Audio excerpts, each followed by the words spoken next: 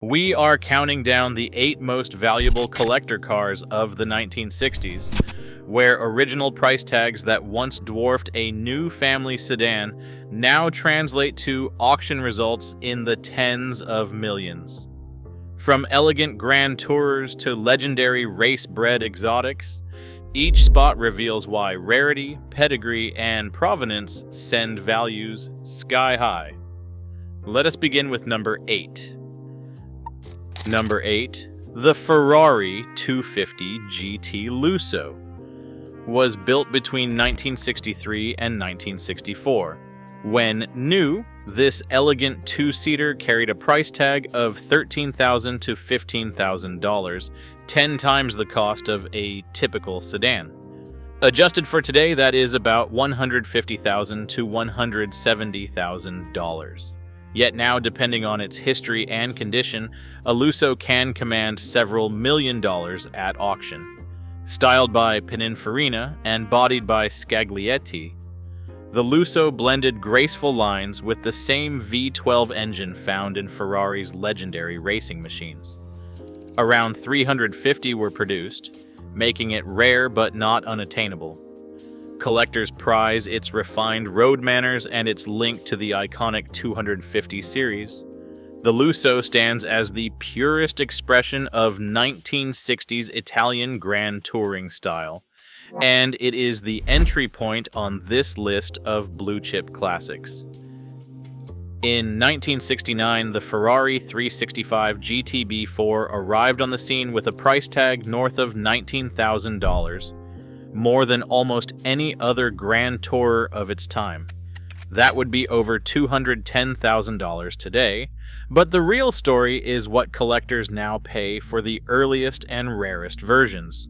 Early production cars, especially those built for competition, have crossed the multi-million-dollar mark at auction. The heart of the Daytona is a 4.4-liter V12 engine, delivering both speed and a signature Ferrari soundtrack. Its long, aggressive nose and low-slung stance set it apart from the softer curves of earlier models. The Daytona nickname stuck after Ferrari's 1-2-3 finish at the 1967 24 Hours of Daytona, even though the factory never officially used it. Alloy-bodied examples and competition-spec cars, built in tiny numbers, are especially prized for their direct link to endurance racing. This combination of performance, design, and motorsport connection pushes the Daytona far above its grand touring peers in value. Only 10 Ferrari 275 GTB4 NART Spyders ever left the factory, all in 1967, making this model one of the rarest open Ferraris ever built. The story begins with Luigi Chinetti, Ferrari's longtime U.S. importer and founder of the North American racing team. Chinetti saw a market for a convertible version of the 275 GTB4, so he convinced Enzo Ferrari to build a handful exclusively for his American clients.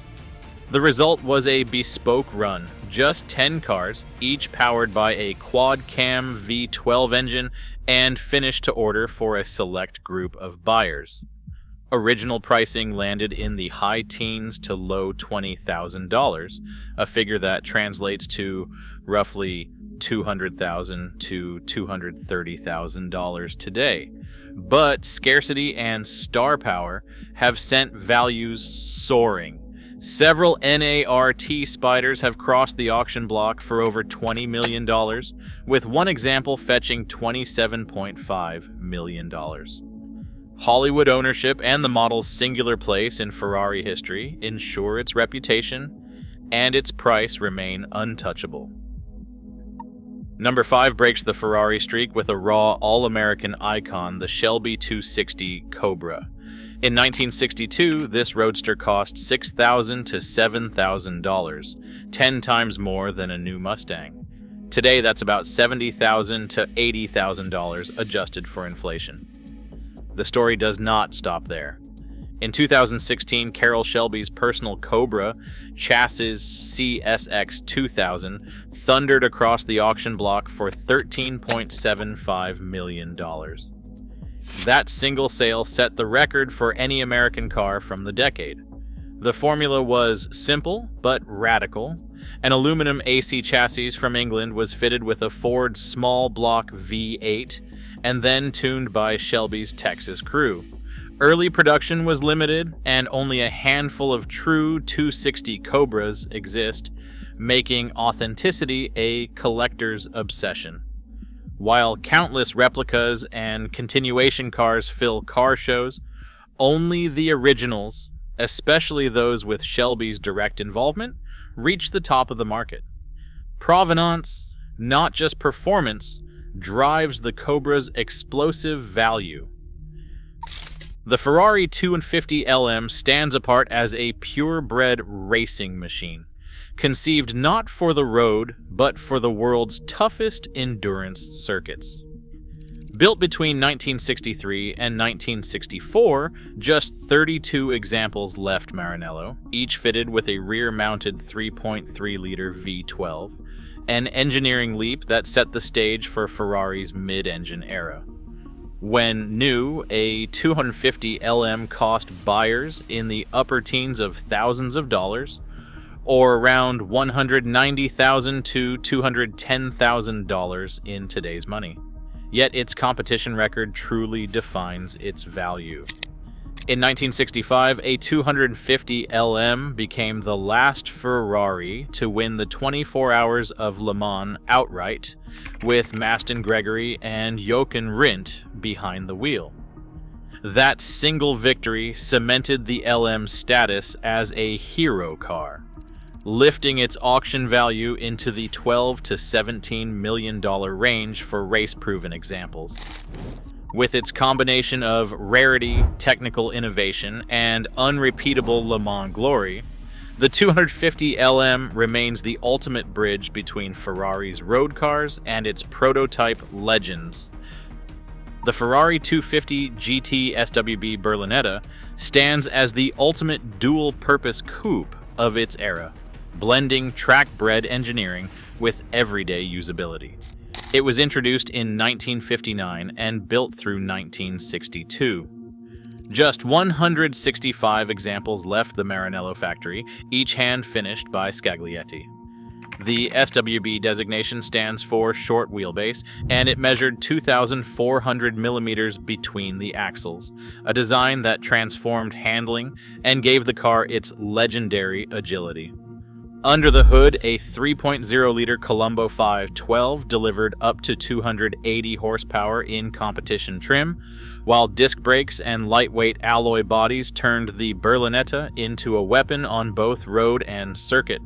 Collectors gravitate toward matching numbers cars, those with original engines and chassis, which can add millions to their value. When new, a Berlinetta cost buyers in the mid-teens of thousands of dollars, or about $160,000 to $180,000 in today's dollars. That investment has multiplied many times over, with concourse-level examples selling for $12 to $14 million. The SWB Berlinetta's ability to dominate at Le Mans on Sunday and cruise the Riviera on Monday cements its reputation. Yet as coveted as these coupes are, an even rarer open-top sibling sits higher on the collector's wish list. Open skies, a V12 soundtrack, and movie star mystique. Nothing captured the jet-set spirit of the early 1960s like the Ferrari 250 GTSWB California Spider. When new, this convertible demanded from $13,000 to $14,000, making it the most expensive open Ferrari of its era. Adjusted for inflation, that is about $150,000 to $170,000. Already a fortune, but a fraction of what collectors pay now. In 2015, a dusty, unrestored example surfaced from a French barn after more than 40 years hidden away. The Bayonne California Spider, still wearing its original paint and even a forgotten pair of gloves in the glove box, sold for 16.3 million euros, over $18 million at auction. Only a handful of these spiders were built, with just 37 featuring the sought-after covered headlights. Provenance and glamour drive values sky high. Alain Delon cruised the Riviera in his, while others starred in films and graced Concours lawns. Le Mans pedigree adds another layer, but it is the combination of rarity, Hollywood cachet, and timeless style that makes the SWB California Spider the ultimate open Ferrari and the second most valuable 1960s collector car in the world. The Ferrari 250 GTO stands at the very top of 1960s collector cars, a legend built for the world's fastest circuits, and now the world's most exclusive garages. When it debuted in 1962, the GTO carried a price tag of about $18,000, already far beyond anything else on the road. That's roughly $200,000 in today's money, but the numbers that matter now are even more staggering. In 2018, a private sale changed hands for $70 million, while the highest public auction reached $51.7 million in 2023. Only 36 examples were produced, each shaped in lightweight aluminum and powered by a 3.0-liter Colombo 512, tuned for nearly 300 horsepower. Every car was hand-built to order. Subtle differences in bodywork and mechanical setup are details that collectors obsess over today. Ferrari engineered the GTO to exploit racing regulations, using paperwork from the earlier 250 GT SWB to homologate new technology without starting from scratch. The result was a car that dominated the International Championship for GT manufacturers 3 years in a row from 1962 to 1964. Chassis with matching numbers and unbroken racing history command the highest values, their provenance tracked down to the last bolt. The GTO's mystique only grows with time. Each one is known by its chassis number, and ownership often passes quietly between billionaires rather than under the auction gavel. Rarity, racing victories, and unrepeatable pedigree combine to make the 250 GTO the ultimate blue-chip collectible. No other car from the 1960s comes close. Across all 8 icons, one pattern stands out. Rarity and racing DNA transform old supercars into multi-million-dollar assets. Decades later, collector demand keeps pushing values higher. The real legacy isn't just price, it's how passion and history turn machinery into the world's most coveted investments.